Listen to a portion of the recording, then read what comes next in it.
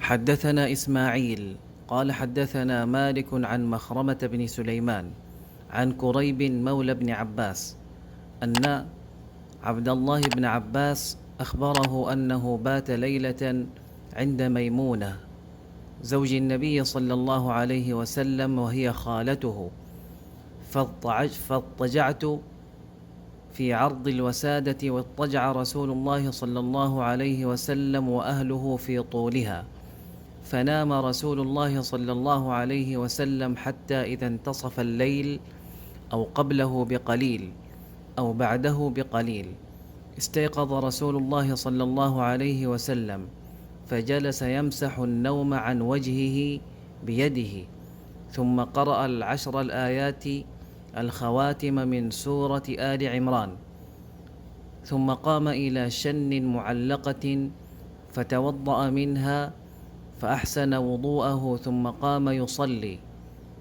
قال ابن عباس: فقمت فصنعت مثل ما صنع، ثم ذهبت فقمت إلى جنبه فوضع يده اليمنى على رأسي وأخذ بأذني اليمنى يفتلها، فصلى ركعتين ثم ركعتين ثم ركعتين ثم ركعتين ثم ركعتين ثم ركعتين ثم أوتر ثم اضطجع حتى أتاه المؤذن فقام فصلى ركعتين خفيفتين ثم خرج فصلى الصبح.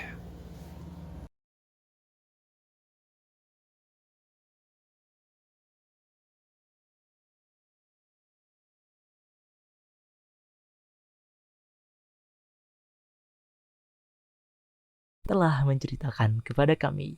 Ismail berkata, telah menceritakan kepadaku Malik dari Makhromah bin Sulaiman dari Quraib, mantan budak Ibnu Abbas, bahwa Abdullah bin Abbas mengabarkan kepadanya bahwa ia pada suatu malam pernah bermalam di rumah Maimunah, istri Nabi Shallallahu Alaihi Wasallam dan bibinya dari pihak ibu.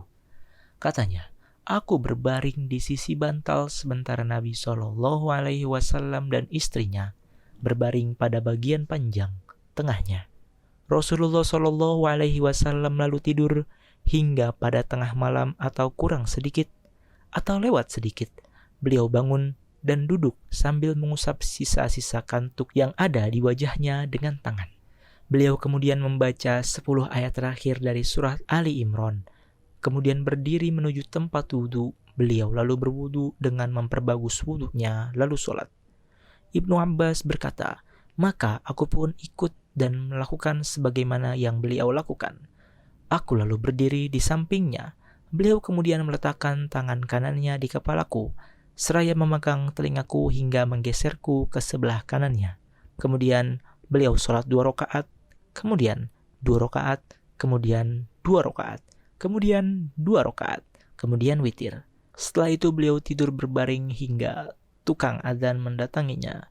Beliau lalu berdiri dan sholat 2 rakaat ringan, kemudian keluar untuk menunaikan sholat subuh.